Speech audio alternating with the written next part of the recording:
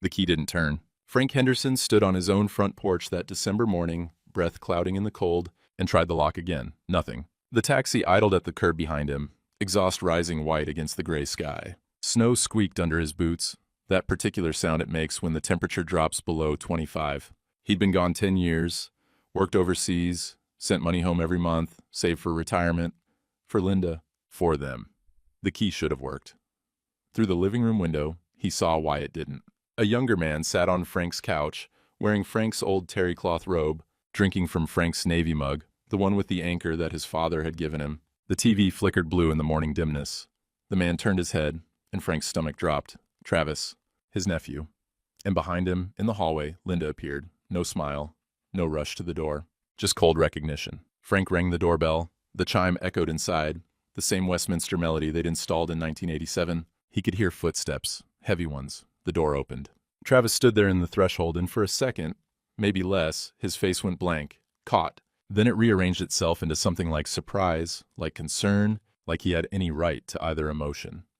Uncle Frank. Travis didn't move from the doorway. We weren't expecting you. My key doesn't work. Yeah, Linda had the locks changed. Security thing. Frank looked past his nephew's shoulder. His coat rack, the one his father had built from barnwood, was gone. In its place hung Travis's leather jacket, a gym bag, car keys on a hook. The living room beyond looked the same, but wrong, like a stage set of his life with the wrong actor. Can I come in? Frank's voice was steady. He'd learned that in the Navy. Keep your voice level and your hands won't shake. Linda appeared behind Travis. She'd cut her hair short, dyed it blonde, wore makeup Frank didn't recognize. She crossed her arms. Frank, not honey, not, oh my God, you're home. Just his name, flat as yesterday's coffee. Linda, and we need to talk, she said. That's what I'm trying to do. Can I come inside? Let's handle this out here. Handle this. Like he was a situation. A problem to be managed. Travis shifted his weight, and Frank saw the Navy mug in his hand. His father's mug. The one Frank had drunk coffee from every morning for 40 years until he'd left it here, safe, for when he came home. How long? Frank asked. Travis looked at Linda. Linda looked at Frank. How long have you been living in my house? Frank's voice was still level, but his hands had started to shake. He shoved them in his coat pockets. Few months, Travis said. 18 months, Linda corrected. She said it like she was reading a grocery list. Travis has been staying here, helping out. The cold air bit at Frank's face. Somewhere down the street, a snowplow scraped asphalt. The sound carried in the stillness. I sent money every month, Frank said. I called when I could get through. I wrote letters. We know, but Linda's arms stayed crossed. Then why? It's complicated, Frank. Nothing about it seemed complicated to him. He'd worked 10 years in 110-degree heat, 14-hour days, so she could retire comfortable, so they could travel, maybe. See the grandkids they'd never had. Live quiet. Travis took a sip from the mug. Frank watched his nephew's throat work as he swallowed, watched him drink Frank's coffee from Frank's mug in Frank's doorway. The mail, Frank said. I had bills forwarded here. We had it changed to Travis's name, Linda said. It was easier. Easier. He's been taking care of things. Frank looked at the mailbox at the street. He'd walked right past it getting out of the taxi, focused on the house, on being home. Now he saw it clearly. The name painted on the side in neat black letters, T. Henderson, not forwarded, replaced. I think we should talk about this tomorrow, Frank said. He needed time, needed to think, when I'm not so tired. There's nothing to talk about properly, Linda said. This is the situation, Frank. We'll figure out the details, but this is how things are. How things are. Present tense. Permanent. Travis and Linda exchanged a look. It lasted maybe 2 seconds, but Frank saw it. The kind of look people share when they've made plans, when they're on the same side of something. A porch light flicked on next door, Doris Patterson's house. The elderly widow, who'd lived there since before Frank and Linda moved in. He saw her curtain move. I should go, Frank said. Linda nodded. Travis said nothing. Frank walked back to the taxi. His boots squeaked in the snow with each step. Behind him, he heard his front door close. Not slam, just close, firm and final. Where to? The driver asked. Frank sat in the back seat, staring at the mailbox. T. Henderson, like F. Henderson had never existed. Like 40 years in that house had been erased with a can of paint. Motel, he said. Anything on Route 34. The Motel 6 smelled like industrial cleaner and the ghosts of 1,000 cigarettes. Frank paid cash for 3 nights. Didn't know if he'd need more or less. Didn't know much of anything right then. The room was what you'd expect. 2 double beds with matching floral bedspreads that had seen better decades. A TV bolted to the dresser. A radiator that hissed and clanked like it was angry about something. The carpet had a pattern designed to hide stains. Frank set his duffel on the bed, sat down beside it. The mattress springs groaned. His phone rang. Unknown number. Hello? Frank, this is Doris Patterson, your neighbor. Doris, hi. I saw you at the house. Her voice was careful. I've been wanting to call you. For a while now. I don't have your number. I know. I didn't have yours either, overseas, but, Frank, I've been watching your house. She paused. I think you better come by tomorrow morning, early. There's things you need to see. What things? Come by around 8. We'll talk then. She hung up before he could ask more. Frank looked at the velvet box on the nightstand. He'd bought it 6 months ago. Linda's anniversary present. Diamonds. Real ones. Cost him 2 months' salary. He opened the box. The necklace, caught in the cheap lamplight, sparkled like it had something to celebrate. He snapped the box shut. That small click was the loudest sound in the room. Outside, trucks rumbled past on Route 34. The radiator hissed. And somewhere in that blue house on Maple Street, his nephew was drinking coffee from his father's mug. How long, Frank wondered, was I the only one who thought we had a marriage? Frank didn't sleep. At 2 a.m. he made instant coffee in the room's little pot. At 4 a.m. he watched infomercials with the sound off. At 6 a.m. he showered and put on the same clothes he'd worn on the plane. By 7:30, he was standing outside First County Bank, waiting for them to open. Gerald Morrison had been the branch manager for 30 years. He'd approved Frank and Linda's first mortgage back in '82. Had come to Frank's father's funeral. Good man. Honest man. When Gerald saw Frank walk through the door, his face did something complicated. Frank, I heard you were back. He didn't sound happy about it. They went to his office. Wood paneling, family photos, a clock that ticked too loud. Gerald pulled up the account on his computer, and Frank watched his face tighten. I need to see the account status, Frank said. Gerald turned the monitor. Frank leaned forward. The joint account showed $247.18. Frank had deposited over $180,000 in the past 10 years. Monthly wire transfers like clockwork, every single one. Where? There's more. Gerald clicked to another screen. The house was refinanced 8 months ago, equity withdrawal of $145,000. The room felt smaller, the clock louder. I didn't authorize that. There's a power of attorney on file. Linda's signature, notarized. Gerald printed it out, slid it across the desk. It says you were absent and unreachable, unable to participate in financial decisions. Frank stared at the document, the words blurred together. Absent, unreachable, unable. I sent money every month, he said. I called when I could get through. I wasn't unreachable. I know, Frank, but legally the POA is valid. My hands are tied. Frank looked at the transaction history. Hotels, restaurants, electronics stores, cash withdrawals. One charge caught his eye. $4,800 to something called Henderson Business Ventures, LLC. What's this? Gerald cleared his throat. Travis's company? Some kind of tech startup? It folded after 6 months. Frank's retirement, Linda's security, their future. All of it drained away for a business that lasted half a year. Can I contest this? You'd need a lawyer. Gerald's voice was gentle, sad, even. Frank, I'm sorry. I didn't like any of this. But the paperwork was legal. Frank folded the printout and put it in his pocket, stood up, shook Gerald's hand because that's what you do, even when your whole life's been stolen. Outside, the December cold felt good, sharp and clean, real. The Main Street diner smelled like bacon grease and burnt coffee. The good kind of burnt, the kind that means the pot's been on since 5 a.m. Frank took a booth in the back, needed to think, needed to figure out his next move. Wanda, the morning waitress, brought him coffee without asking. Black, no sugar. She'd worked there 20 years, knew everybody's order. Heard you were back, she said. Word travels. Small town. She refilled a mug that wasn't even half empty yet, just being kind. You doing okay? Before Frank could answer, the bell over the door chimed. Travis walked in. He spotted Frank immediately, hesitated, then walked over like they were old friends meeting for breakfast. Uncle Frank. He slid into the booth without being invited. Good to see you. Up close in daylight, Travis looked expensive. Haircut that probably cost $50, designer jacket, and on his wrist a Rolex. Frank knew watches. That was $8,000, maybe $10,000. We should talk, Travis said.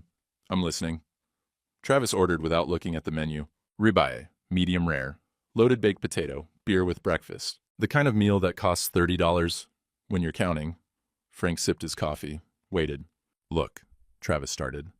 I know this is weird, but Linda was falling apart. She was alone. I'm family. I stepped up. For 18 months. She needed help. With what? Travis shifted. His tell, he'd always been easy to read. Just life stuff. The house, bills, you know. I paid the bills. Every month. Well, yeah, but emotionally, she was lonely. Wanda came back, refilled Frank's coffee, gave Travis a look that could strip paint. She knew. Everyone in town would know by now. The refinance, Frank said. That was helping? Travis touched his watch, adjusted it. Another tell. Linda handled the finances. I don't know all the details. Your business, Henderson Business Ventures. That got $4,800. That was, Travis stopped, regrouped. Look, I tried to make something work. It didn't pan out. These things happen. Through the window, Frank saw Travis's truck in the parking lot. Brand new Silverado. $50,000 easy. Black paint so shiny you could see clouds in it. Nice truck, Frank said. Thanks, just got it. What do you do for work these days, Travis? The younger man looked away. I'm between opportunities right now. Between opportunities. At 38 years old. Living in someone else's house? Spending someone else's money? Wearing someone else's father's robe? Travis's food arrived. He cut into the steak like he'd earned it. Maybe it'd be easier, Travis said, chewing, if you just moved on. Started fresh somewhere else. Less complicated for everyone. Frank's hands tightened around his mug. The ceramic was warm, solid, real. Easier. I'm just saying, Linda and I, we've got a thing going. It's been a while, and you've been gone so long, maybe it's just time. A thing going, not helping, not caretaking, a thing. Travis left a $40 bill on the table for a $28 meal, showing off. Walked out to his $50,000 truck, bought with Frank's retirement money. Wanda came back after he left, leaned in close. Honey, she said, voice low. I shouldn't say nothing, but Doris Patterson's been asking about you. Your neighbor? She's got something you need to see. Frank looked up. What kind of something? The kind you need to see. Wanda squeezed his shoulder. Don't wait. Outside, Travis's truck roared to life. All that horsepower, all that shine, all bought with 10 years of Frank's life. Frank had a storage unit on the edge of town. You store it, Unit 27. He'd rented it before going overseas, packed away things that wouldn't fit in the house, tools, photo albums, important documents. The combination lock still remembered his fingers. 14-32-8, his father's birthday. The door rolled up with a metallic screech that echoed across the empty facility. Inside, everything looked untouched, boxes labeled in his own handwriting, covered in dust. Tools and photos. Important documents. He opened the document box first. Manila folders, neatly organized. Birth certificates. The deed to the house, his father's will. His own Navy discharge papers, DD-214, honorable service, 1975-1979. At the bottom, a folder he didn't recognize. Newer, not his handwriting on the tab. Frank pulled it out, sat down on the concrete floor because his legs suddenly didn't want to hold him. The first paper was a domestic partnership application signed by Linda Henderson and Travis Henderson, dated June 15, 2024, 6 months ago, notarized, official, legal, while they were still married. Next came photographs, printed on regular paper, probably from a phone. Linda and Travis at Lake Tahoe, the mountains blue behind them, both smiling, Travis's arm around her waist.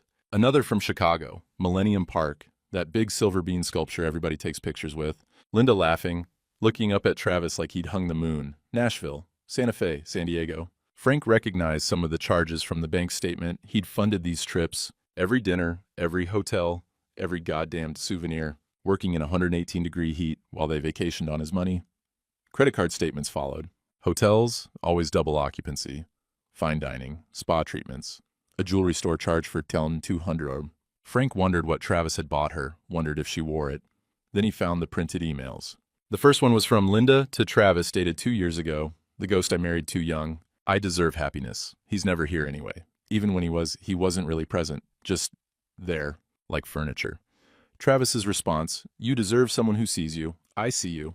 Frank's hands started shaking. He kept reading. When's the old man coming back? Travis had written 6 months ago. Linda's reply, hopefully never. But if he does, we'll handle it. The POA gives me control. He signed everything over before he left. He won't have a legal leg to stand on. The old man, that's what they called him. The ghost. The fool. Frank let the papers fall, put his head in his hands. The storage unit was cold, the cement seeping through his jeans, but he didn't move. Couldn't move. 10 years, 120 months, over 3,000 days of working, sending money home, writing letters, calling when the connection was good enough. All of it for someone who called him a ghost. He'd missed his father's last year because of the work schedule, missed the funeral, got home 3 days late, stood at the grave alone, no one left to stand with him. For what? For this? Frank found a wedding photo in one of the boxes. Black and white. Courthouse steps. 1982. Linda in a simple white dress. Frank in a borrowed suit.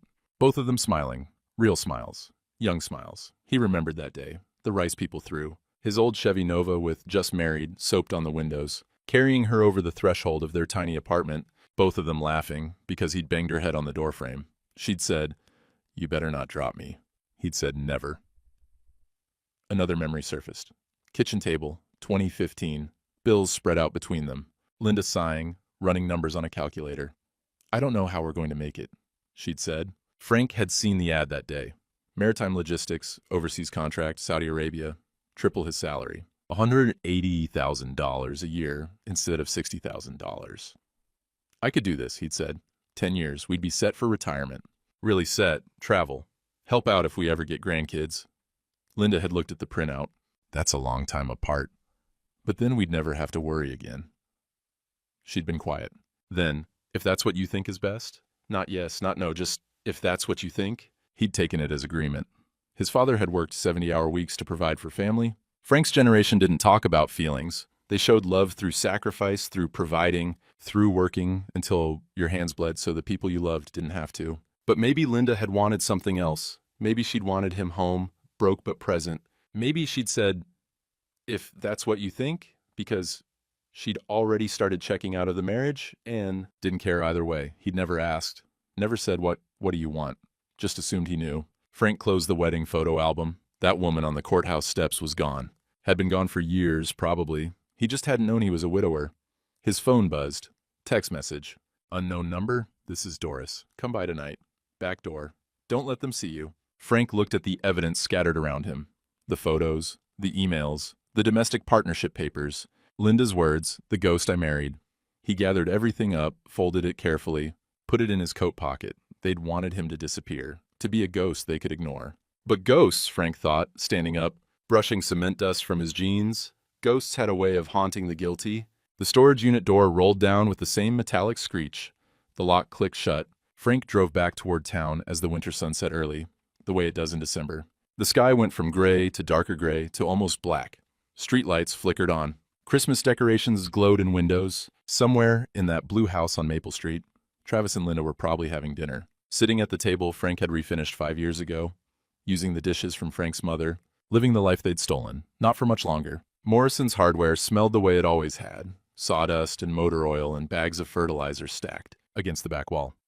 Frank had been shopping there for 30 years. Dale Morrison was his age, a fishing buddy back when Frank had time for such things. Dale was at the register when Frank walked in, saw him. Face went hard. Frank grabbed a padlock from aisle 7, heavy-duty master lock for the storage unit, brought it to the counter. "Hey, Dale." Dale rang it up without looking at him. $14.75. No good to see you, no heard you were back, no how was overseas. Just the price. "How's Marianne doing?" Frank tried. $14.75. The teenager bagging, some kid Frank didn't know, looked uncomfortable. Sensing the tension, the way young people do, not knowing what it meant but knowing it was bad, behind Frank, Betty Summers' stage whispered to her companion, "Nerve of him showing up after abandoning her for 10 years. Frank paid exact change. Dale bagged the lock and slid it across the counter without a word. As Frank turned to leave, he heard Dale mutter, just loud enough to be heard, "Some people got no shame." Frank stopped. His hand tightened on the bag. He could turn around, could explain, could defend himself. Instead, he walked out. The bell above the door chimed too cheerfully for the moment. In the truck, Frank watched through the window. Dale was already talking to another customer, smiling, animated. Same old Dale, just not for Frank anymore. How many others had chosen sides? How many had believed Linda's version without ever asking for his? Sunday morning, Frank debated it. Hadn't missed a Sunday service in 40 years, except when he was overseas. First Lutheran Church, third pew from the front, left side. His and Linda's spot, he went anyway, wasn't going to hide. The church parking lot was full. Frank took his usual space, muscle memory, walked up the stone steps, same steps he'd walked 1,000 times. The door was heavy oak, original from 1904. The brass handle was worn smooth by a century of hands. Inside smelled like lemon pledge and old hymnals. The organ was already playing, Mrs. Chin doing her warm-up scales. Light came through the stained glass windows, throwing colored shadows across the pews. The ladies' Bible study group was in their usual spot, front left. Their conversation stopped when Frank entered, heads turned, then the whispers started again, louder than before. Intentional. Linda sat third row, left side. Her side now. She didn't turn when Frank walked down the aisle, studied ignorance. Travis wasn't there. Didn't have the guts to show his face in church. Frank sat in the back, way in the back, where he could see everyone and no one had to see him. Reverend Cole came out for the service. Saw Frank, did a visible double take. Something crossed his face. Guilt, maybe, or conflict. He opened his mouth like he wanted to say something, then closed it, walked to the pulpit. The sermon was about forgiveness. Turning the other cheek, Cole kept glancing at Frank, then away. The man knew something. Frank could see it in every nervous glance, every pause in the sermon. When they stood for Amazing Grace, Frank sang. His voice cracked on, I once was lost, but now am found. The woman next to him, a stranger, someone new to town, handed him a tissue without comment. Small kindness. He took it. After the service, Cole approached, got within 3 feet, opened his mouth, then shook his head and walked away. Whatever he wanted to say, he couldn't. Not yet. Betty Summers held court near the coffee station, voice loud enough to carry. The nerve of him showing up. After 10 years? After abandoning that poor woman? She had to do what she had to do. But then old Mr. Peterson walked over. 88 years old, Korean War vet, walked with a cane, but stood straight as a rifle barrel. He shook Frank's hand, firm grip. Glad you're home, son. Your country needed you then. Glad you served your time. From one veteran to another, the handshake said everything else. I see you. I know sacrifice. Wanda from the diner was there too. She pressed a Tupperware container into Frank's hands. Chicken casserole. Figured you're not cooking much these days. Frank almost broke. Almost lost it right there in the church foyer. Instead he nodded. Thank you. 2 kindnesses. In a sea of judgment, 2 people who saw him as human. On the way out, Frank saw Linda on the church steps. She was surrounded by women from the book club, all of them clustered around her like protective hens. One of them looked at Frank, then back at Linda with pity. Pity for Linda. Not for the man who'd worked a decade to provide for her. Linda dabbed at her eyes with a tissue, playing the abandoned wife, the victim. The woman who'd suffered alone while her husband chose money over her. She'd been building this narrative for years, all those phone calls to friends, all those Bible studies where she'd sighed about being alone, all those church dinners where people had probably asked, Izo, how's Frank? And she'd said something like, working, always working, never here. She'd had 10 years to tell her story, to make herself the martyr. Frank's truth was just arriving, late to a fight that had been fought and decided in his absence. At the post office Monday morning, Margie behind the counter asked if he needed mail forwarding forms. You leaving town, Frank? He'd considered it, thought about it all night. Florida, maybe? Colorado. Somewhere, no one knew his name or his shame. Thinking about it, he admitted. Margie leaned in, voice low. My ex did what yours is doing, took everything while I was working double shifts at the hospital. I ran, left town. She paused. Regretted it every day since. Felt like I let him win. She handed him the forms anyway. But you do what you need to survive. Frank took them, stared at the blank spaces. New address, new life, new start. He crumpled them up, threw them in the trash can by the door. Not yet, he said. Maybe not ever. Outside, the town square spread before him. Courthouse, church, diner, hardware store. His whole life, visible in 4 buildings. He could walk away, never look back, or he could fight for every inch. His father's voice in his memory, don't let them take what's yours. Frank stood there in the December cold, breath clouding, and made his choice. I stay. Tuesday night.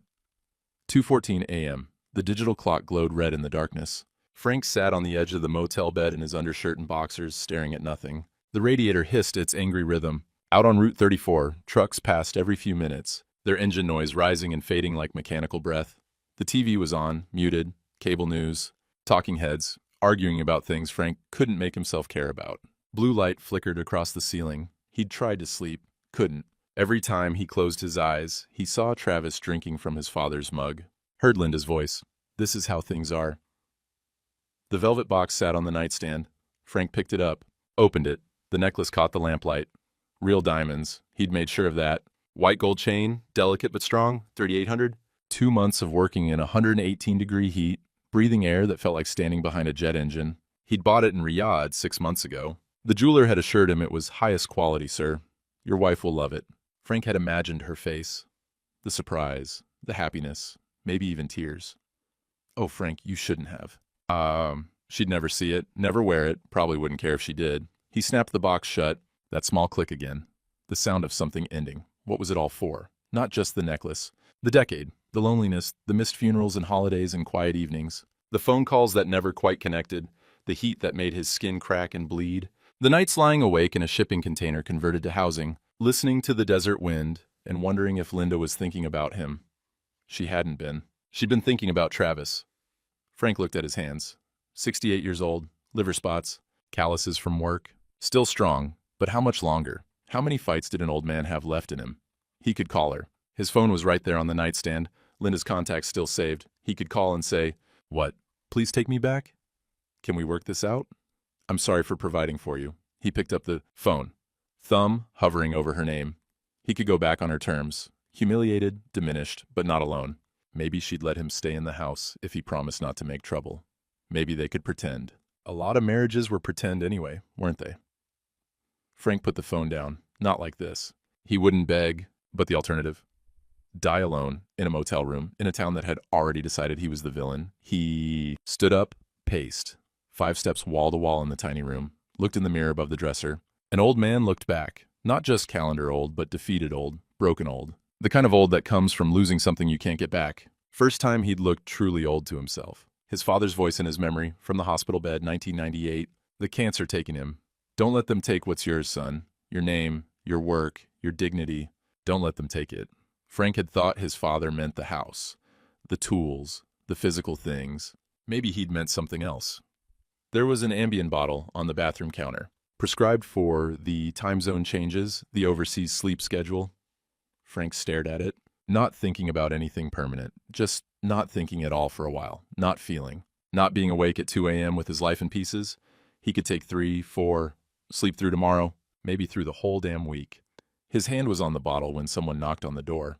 3 sharp raps, urgent. Frank froze. Who the hell at 3 a.m.? Travis coming to threaten him. Linda's lawyer with papers. He looked through the peephole.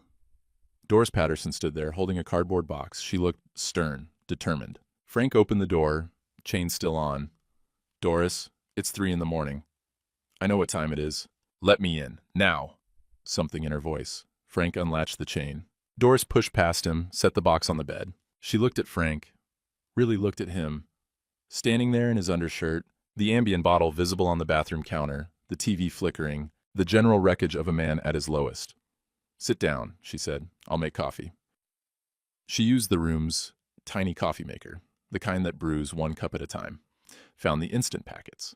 The smell of cheap coffee filled the room, better than it had any right to be. They sat, Frank on the bed edge, Doris in the room's single chair. "Travis came by my house tonight," she said. "About 9 o'clock. Frank waited. "He told me to mind my own business, said you weren't my problem." Doris's jaw was tight. "Told me if I talked to you I'd regret it. Threatened me. A man 40 years younger than me, threatening a 72-year-old woman on her own porch." Doris, that's when I knew." She opened the box. "They're scared, Frank. They're scared because you're dangerous to them, which means you can win." The box was organized with tabs. Teacher habits. Doris pulled out the first section. Letters.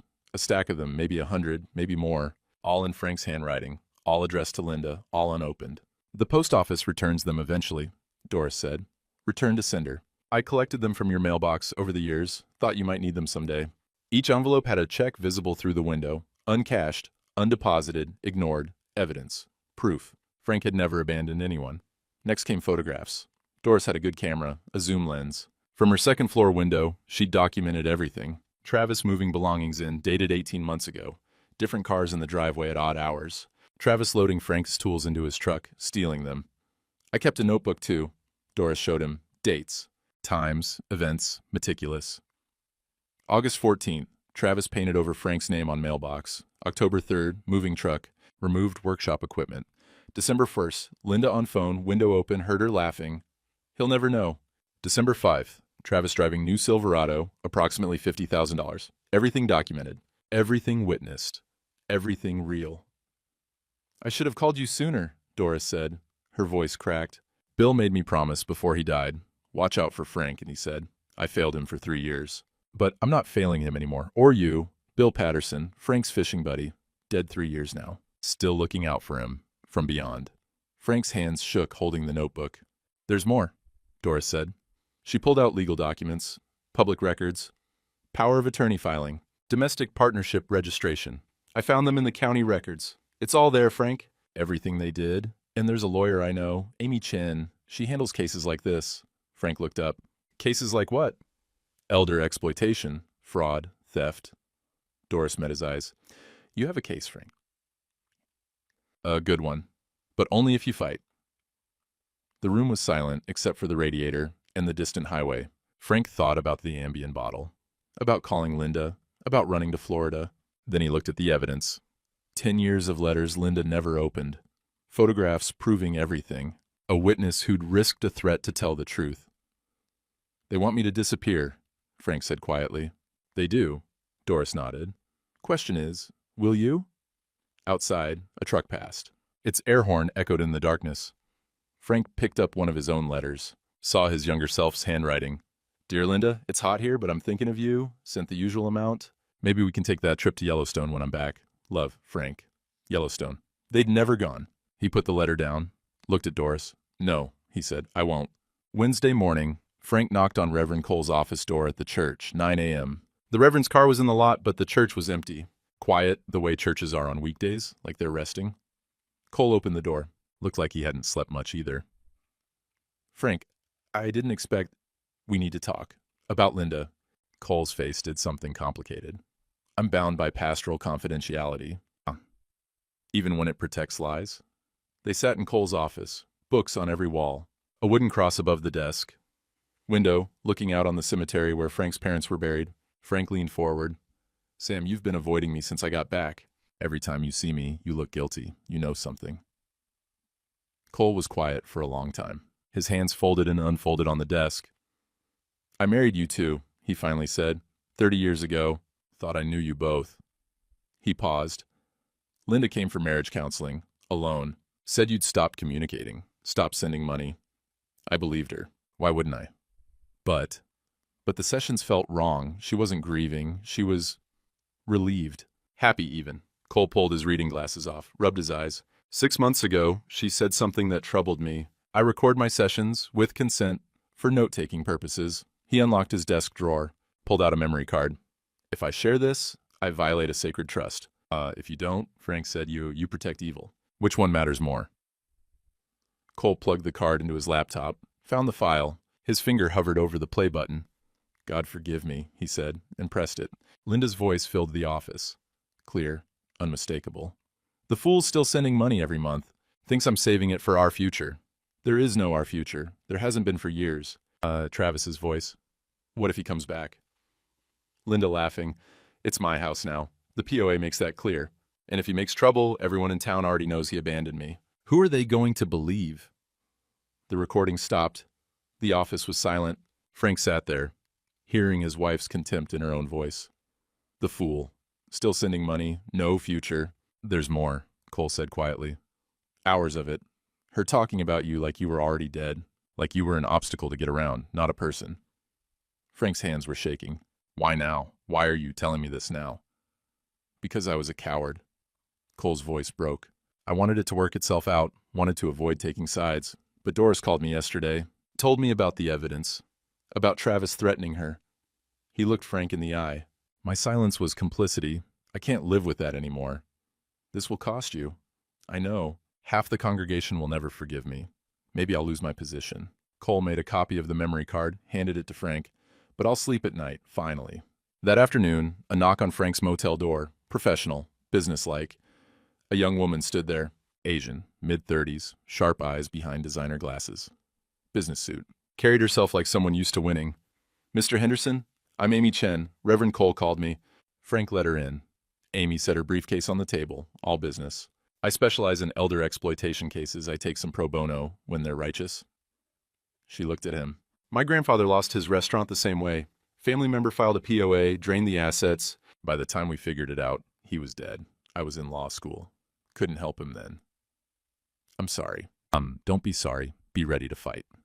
She pulled out a legal pad. Tell me everything. Frank showed her Doris's evidence.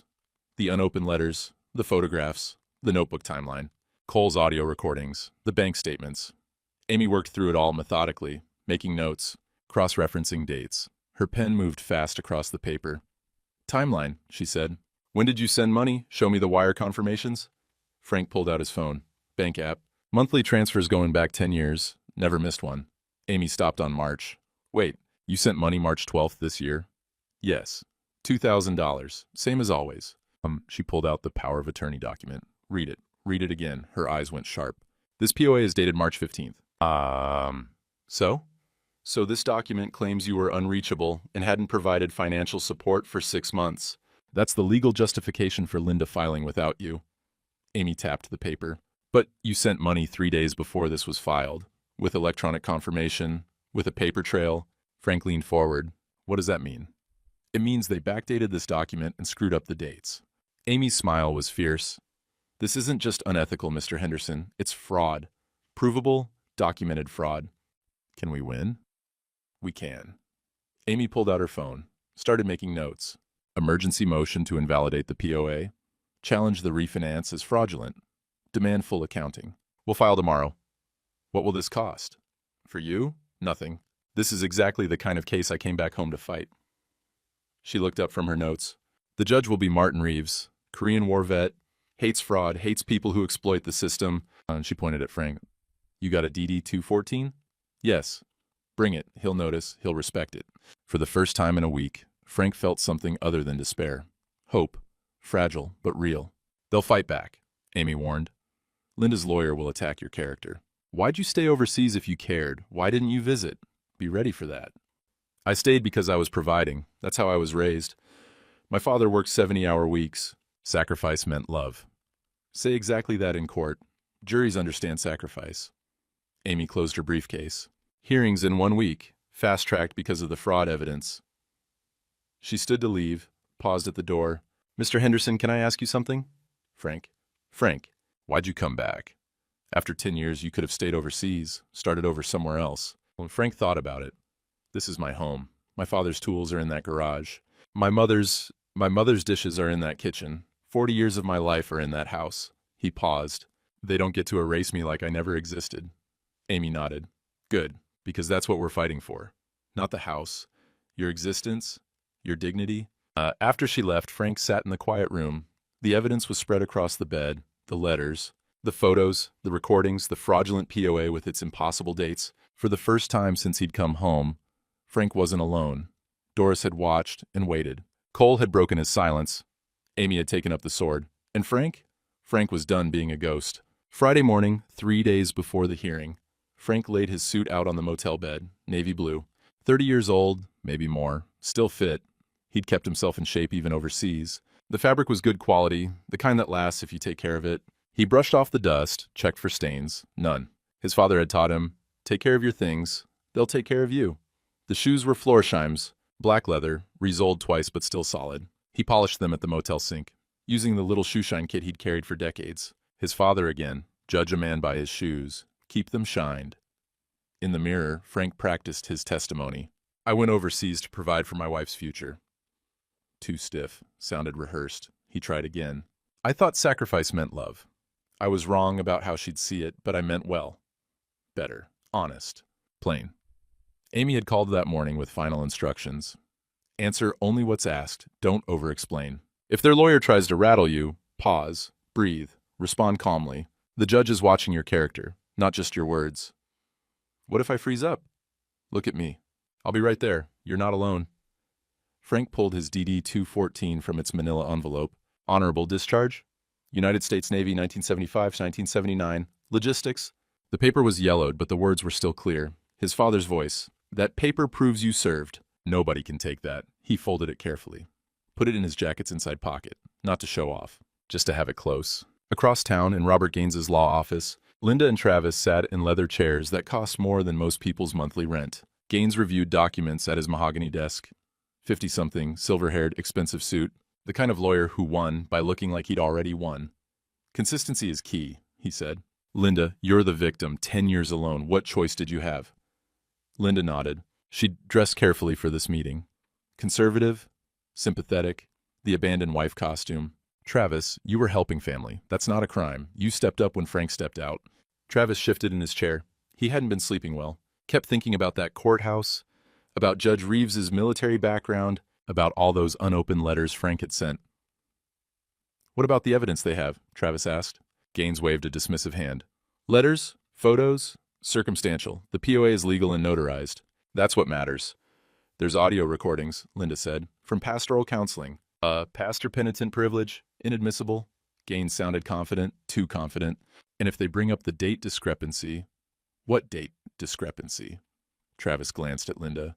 The POA is dated March 15th. Frank sent money March 12th. They might notice. Gaines paused, frowned. We'll argue the dates are approximate. Legal filings aren't exact sciences. But his voice had changed, less certain. What if we lose? Linda asked. We won't. I've won cases with far less. Gaines showed them a photo of Judge Reeves. Military background. We'll emphasize Frank's absence during his service years. Make it about loyalty. Travis stared at the judge's photo. Something in those eyes. The set of that jaw. This was a man who'd seen real sacrifice. Real service. I think we're in trouble, Travis said quietly. Linda shot him a look. Don't say that. But Travis couldn't shake the feeling. Frank had been a ghost for 10 years. Easy to dismiss, easy to spend his money, easy to mock. But ghosts had a way of becoming real when you least wanted them to. Sunday night, eve of the courthouse hearing. Frank sat by the motel window at 10 p.m. Couldn't sleep, but not the same panicked insomnia as before. This was different. Anticipation, readiness.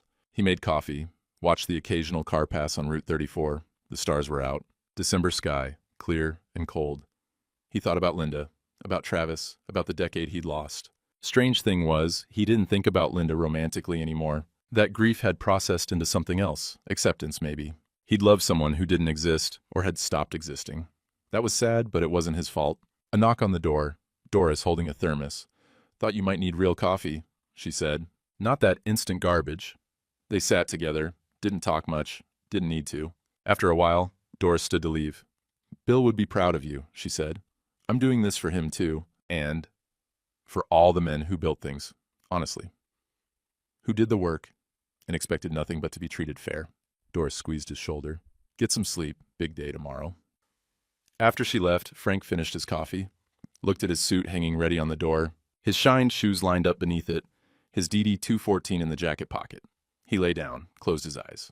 And for the first time since coming home, sleep came easy. He didn't dream about Linda, didn't dream about Travis or the house or the money. He dreamed about his father's workshop, the smell of sawdust, his dad teaching him to measure twice, cut once, the weight of a good hammer in young hands, the satisfaction of building something that would last. When Frank woke at 6 a.m., he felt rested. Not because he knew he'd win, but because he'd already won something more important than a house or money or even justice. He'd won himself back. He dressed carefully. The suit fit well. The shoes gleamed. He pinned the DD-214 inside his jacket, not where anyone could see it, but where he could feel it against his chest. A reminder. A talisman. At 7:30, Doris's car horn sounded outside. Frank took one last look around the motel room. This might be the last night he spent here. One way or another, things would be different after today. He grabbed his coat and walked out into the December morning. The sun was rising, pale and cold. The air smelled like snow coming. Frank Henderson was going to court. The snow squeaked underfoot, that same sound from the morning Frank came home, the morning his key didn't work. Full circle. County courthouse, 9 a.m. Stone steps, iron railings, the flag snapping in the wind. Frank climbed slowly, Amy beside him. Behind them, Doris and Reverend Cole, his team, his witnesses, his proof that he wasn't alone. Across the plaza, Linda and Travis arrived with Robert Gaines. Linda in a conservative dress, playing the part. Travis in an ill-fitting suit, borrowed probably. Tugging at the collar, their eyes didn't meet Frank's. Couldn't. Inside, the courthouse smelled like floor wax and old paper, and 100 years of justice attempted. High ceilings, wood paneling, the American flag and the state flag flanking the bench. The gallery was half full, small town. People were curious. Judge Martin Reeves entered. Everyone stood. He was exactly as his photo suggested. Ramrod straight, reading glasses, military bearing, 70 years old, but looked like he could still do 50 push-ups without breaking a sweat. Be seated. Amy stood. Your Honor, Amy Chen for Plaintiff Frank Henderson. Gaines stood. Robert Gaines, for defendants, Linda Henderson and Travis Henderson. Reeves looked over his glasses at both of them. Let's proceed. Ms. Chen, opening statement. Amy's opening was surgical, precise. Frank Henderson spent 10 years overseas providing for his wife's retirement. He sent money every month, wrote letters every week. His wife never opened the letters, never cashed the checks. Instead, she and his nephew systematically drained his accounts and stole his home equity. This is elder exploitation. This is fraud. This is theft. Gaines's opening was emotional, designed for sympathy. Linda Henderson was abandoned for 10 years, a husband who chose money over marriage. Travis Henderson stepped up when family needed him. This isn't theft, it's survival. It's family taking care of family when Frank Henderson walked away. Reeves's face was unreadable. Ms. Chen, call your first witness. The plaintiff calls Doris Patterson. Doris walked to the stand, sworn in, sat straight, hands folded, every inch the retired school teacher. Amy walked her through it, the timeline, the photographs from her window, the notebook with dates and times and events, Travis painting over Frank's name on the mailbox, the moving truck taking Frank's tools, Linda laughing on the phone, loud enough to hear through an open window. He'll never know. Gaines tried on cross-examination. Isn't this just a busybody neighbor spying? Doris looked at him like he was a student who hadn't done his homework. I prefer concerned citizen documenting a crime. A few people in the gallery laughed. Reeves rapped his gavel, but there was the ghost of a smile on his face. Reverend Cole, Amy called next. Cole took the stand, looked 10 years older than he had a week ago, the cost of breaking silence. He explained the counseling sessions, Linda's claims that Frank had abandoned her, how Cole had believed her at first, because why wouldn't a pastor believe a suffering wife? But you record your sessions with consent for note-taking. And these recordings contradict Mrs. Henderson's public statements? Completely. Amy played the audio. Linda's voice filled the courtroom. The fool's still sending money every month. Thinks I'm saving it for our future. There is no our future. The gallery reacted. Gasps. Whispers. Linda's face went pale. Travis stared at his hands. Mr. Henderson, Amy called. Frank walked to the stand, sat down, looked at the room, at the judge, at Linda, who wouldn't meet his eyes. Amy's questions were simple, direct. Why did you take the overseas contract? To provide for retirement. Did you communicate with your wife? Every month. Letters, calls, money, always. What did you expect when you came home? Just my wife, my house, quiet. His voice cracked on the last part. Just barely, but enough. Gaines stood for cross-examination. Henderson, 10 years is a long time to be away from a marriage. Yes, sir, it is. Some might say you chose money over your wife. Some might. I chose security. I thought that was love. My father worked 70-hour weeks to provide for us. That's what men did, show love through sacrifice. But you could have visited. Flights were $2,000 round trip. If I spent that, I couldn't send the support money. I chose her security over my comfort. Frank paused. If she'd asked me to come home, I would have. She never asked. Gaines called Travis next. Tried to establish the helpful nephew narrative. But Travis was sweating, stammering, kept touching his collar. Amy destroyed him on cross-examination. What's your employment status, Mr. Henderson? I'm between opportunities. You've been between opportunities for 3 years. Using whose money? Travis couldn't answer. Amy showed the receipts, the business that failed, the truck, the Rolex, all bought after the refinance. What were you doing while Frank Henderson worked 14-hour days in 118-degree heat? Travis had no answer. Then Amy pulled out the power of attorney, showed it to the judge. Your Honor, this document is dated March 15th. It claims Frank Henderson was unreachable and hadn't provided financial support for 6 months. She handed Reeves the bank records. Frank sent $2,000 on March 12th. 3 days before this POA was filed. Electronic confirmation, paper trail, irrefutable. The courtroom went silent. Gaines stood. Your Honor, dates and legal documents can be approximate? Reeves removed his glasses. Dangerous sign. Counselor, are you suggesting that notarized legal documents contain approximations? No, Your Honor. But that's enough. Reeves looked at Travis. Young man, stand up.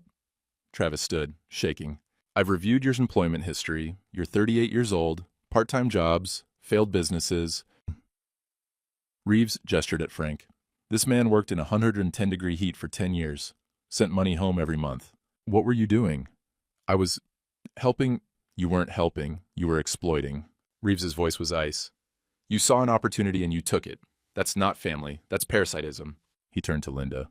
Mrs. Henderson, you filed for domestic partnership while still married? Your Honor, I was lonely. Loneliness doesn't excuse fraud or theft or cruelty. Silence. I find the power of attorney invalid due to fraudulent representations. The house refinance is void. Property reverts to Frank Henderson immediately. Linda and Travis Henderson will repay $145,000 plus interest, total $178,000 wage garnishment over 10 years. Defendants have 30 days to vacate. Restraining order, no contact with the plaintiff. The gavel came down. That crack echoed like a branch breaking. Outside, on the courthouse steps, Linda tried to speak. Frank held up one hand. Don't. He walked away, didn't look back. Behind him, Linda stood alone on the steps. Travis sat on the curb, head in his hands. Amy walked beside Frank to the parking lot. You won. Frank stopped, looked back at the courthouse, at Linda, small and alone on those stone steps. Did I? He said quietly. 30 days later, January. Frank stood in front of his house with the new keys in his hand. The locksmith had come that morning, changed everything. These keys were his, only his. He unlocked the door. It opened smooth, no resistance. The house was empty. Linda and Travis had taken the furniture. Not what they needed, what they could hurt him with. The couch was gone. The dining table, the bed, even the living room curtains. Frank's footsteps echoed on the bare floors. In the living room, there was a rectangle of clean hardwood where the couch had been, surrounded by years of sun-faded wood, ghost furniture, shadow rooms. The kitchen cabinets were mostly empty. They'd taken the dishes, the pots, the silverware. But in the back of one cabinet, forgotten or deemed worthless, was his navy mug, the one with the anchor, his father's mug. Frank made coffee in it, the first coffee in his own kitchen in a decade. It didn't taste like victory, just tasted like coffee. He carried it through the empty rooms. Master bedroom, bare mattress on the floor, frame gone. Guest room, completely empty. Bathroom, they'd even taken the shower curtain. In the hallway, his and Linda's wedding photo still hung on the wall. Black and white. 1982, courthouse steps. Both of them so young, so hopeful. Frank took it down, stood there holding it, looking at those two kids who thought they had it all figured out. He didn't smash it, didn't tear it, just carried it to the closet and set it inside, frame and all. Not thrown away, not displayed, just retired. Some chapters close, that's all. The garage still had his father's tools. They hadn't dared touch those. The toolbox with his dad's initials burned into the wood. The hand plane that had belonged to his grandfather. The level that was older than Frank. Continuity. Legacy. Things that lasted. He was halfway through his coffee when the doorbell rang. Doris stood on the porch with a casserole dish covered in foil. Thought you could use a real meal, she said. Frank let her in. She looked at the empty living room, didn't comment. Just headed to the kitchen, set the dish down. I'm having belated Christmas dinner tonight, she said. You're coming. Doris, I don't want to impose. Bill would want you there. I want you there. She looked at him. You're not spending your first night back in an empty house eating takeout. 7 o'clock. Don't argue. Doris's home smelled like ham and yeast rolls and apple pie. Christmas lights still up, tree still in the corner. She'd waited, Frank realized. Waited for him to come home before celebrating. It wasn't just Doris. Reverend Cole was there. Amy Chen. Old Mr. Peterson, with his cane and his ramrod posture. Wanda from the diner. An unlikely family, thrown together by crisis. Cole said grace, asked Frank to lead it. Frank cleared his throat. I'm grateful for friends who saw the truth and fought for it. For people who stood up when it was easier to look away. For, his voice caught, for not being alone. Amen, Doris said softly. They ate. The conversation flowed easy, not about the trial, about life. Amy told stories about her grandfather, the restaurant he'd built from nothing, the recipes he'd guarded like state secrets. Mr. Peterson talked about Korea, the brothers he'd served with. After dinner, Cole pulled Frank aside.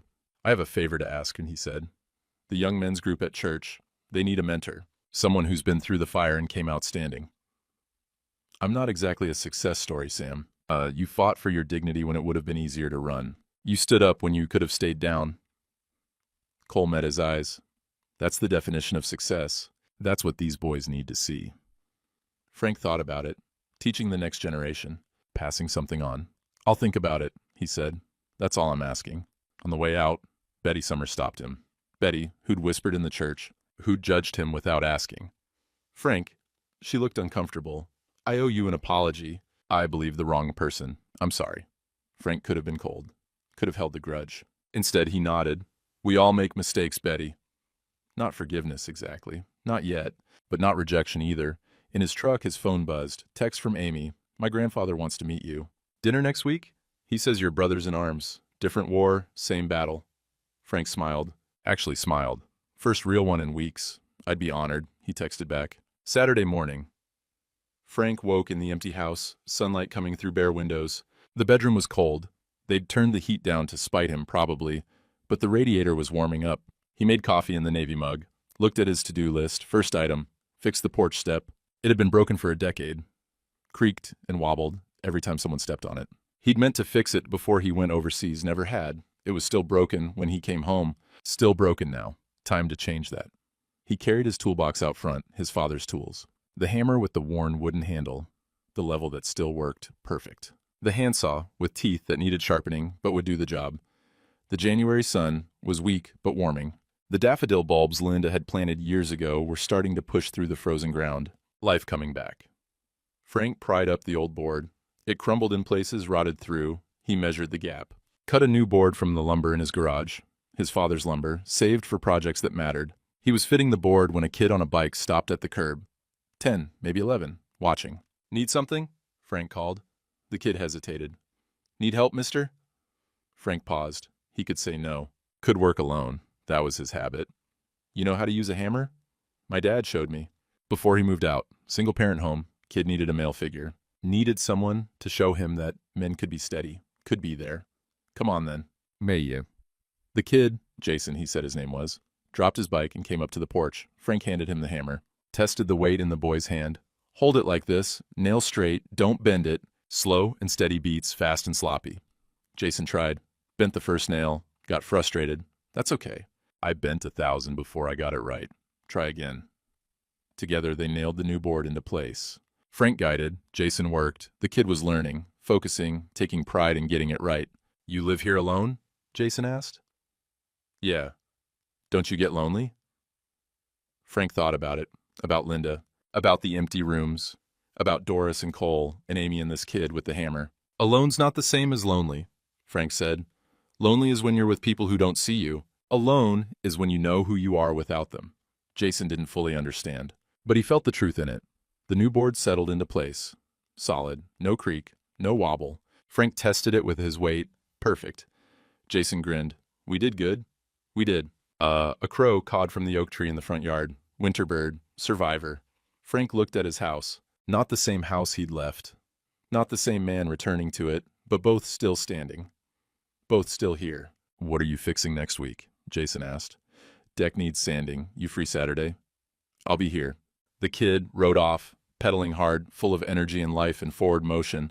Frank packed up the tools. Looked at the new porch step. Solid work. Work that would last. He went inside. The house was still empty. Still echoed, but it felt different now, not haunted, just waiting for him to fill it with whatever came next. The velvet box with the necklace was in his sock drawer. Not thrown away, not worn, just there. Some investments didn't pay off. That didn't mean the investor was worthless. That night, Frank sat on the porch. The new step was solid beneath him. Stars were out, sharp and clear in the January cold. He thought about Linda, about Travis, about the decade he'd lost. He could be bitter. Could spend the rest of his life angry about what was stolen. Or he could choose something else. Tomorrow, he'd go to church.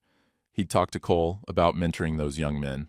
He'd have dinner with Amy's grandfather, swap stories about survival and dignity and refusing to be erased. He'd teach Jason how to sand a deck properly, how to measure twice and cut once, how to build things that lasted. He'd live, not the life he'd planned, but a life he was choosing. Frank finished his coffee, rinsed the Navy mug, set it in the dish rack to dry. Tomorrow, there was work to do. There was always work to do. But tonight, for the first time since coming home, Frank Henderson was at peace. Spring came the way it always does in the Midwest. Not all at once, but in pieces. A warm day here, a cold snap there. The daffodils Linda had planted years ago bloomed anyway, yellow against the brown grass. They didn't care about divorce or betrayal or who owned the house. They just bloomed. Frank sat on his porch on a Sunday morning in April, coffee steaming in the Navy mug. The church bells were ringing in the distance. 10 minutes to service. He'd go. He always went. But not yet. Not quite yet. 3 months since the courthouse. 3 months since Linda and Travis had moved out. The house was still mostly empty. Frank had bought a bed, a kitchen table, 2 chairs. Enough. More than enough, really. Linda and Travis were paying back the money. Slowly. Wage garnishment meant at $487 a month, which would take them 15 years at that rate, but it was recorded. Official, justice on paper, even if it was cold comfort. Frank didn't hate them anymore, didn't think about them much at all, if he was honest. Indifference, he'd learned, was more final than anger. Anger meant they still mattered. Indifference meant they were just people he used to know. Doris waved from her porch next door. Sunday ritual now. They'd have lunch after church, probably. She'd made a roast. Frank would bring the rolls from the bakery on Main Street. Jason pedaled past on his bike, headed to his mom's house down the street. The kid waved. Still on for the deck, Mr. Henderson? 9 a.m. sharp. Bring gloves. Jason grinned and rode on. The young men's group at church was going well. 6 boys, ages 14 to 17. Frank taught them practical things, how to change oil, how to fix a leaky faucet, how to balance a checkbook. But mostly he taught them that being a man wasn't about being the loudest or the richest or the strongest. It was about showing up, about doing what you said you'd do, about standing up when it would be easier to stay down. Frank sipped his coffee. It was good coffee. Better than the instant stuff from the motel, better than the burnt diner coffee, better even than what he'd had overseas. He'd learned something in all of this. Learned it the hard way, the way most important lessons come. Silence didn't mean surrender. His generation had been taught to endure, to provide, to sacrifice, without complaint. Those weren't bad things, but they weren't enough. Not by themselves. Presence mattered. Being there mattered. Asking what do you need mattered more than assuming you knew. He'd built his marriage on sacrifice. It had collapsed anyway. Now he was building something else. A life on connection, on showing up, on being seen and seeing others, not happily ever after. That was fairy tale stuff. But honorably here and now, that was real. That was enough. The church bells rang again. 5 minutes. Frank finished his coffee, rinsed the mug, hand-washed it the way his father had taught him, set it in the dish rack to dry. He looked at the door, his key, his home. Not the life he'd planned when he was young, not the retirement he'd worked for, but a life he was choosing to live, one honest day at a time. Frank Henderson locked his door and walked to church. The daffodils bloomed, the sun warmed, the bells called. And in that small town in the heartland, an old man who'd fought for his dignity and won it back, not in a courthouse, but in his own heart, walked forward into whatever came next. Not bitter, not broken, just standing, just there, just enough. If you've got people in your life who sacrificed for you, who worked the long hours, who made the hard choices, who loved you the only way they knew how, maybe tell them, maybe ask them when they need, maybe show up while there's still time. Dignity isn't given, it's chosen every single day, and that's enough. That's always been enough.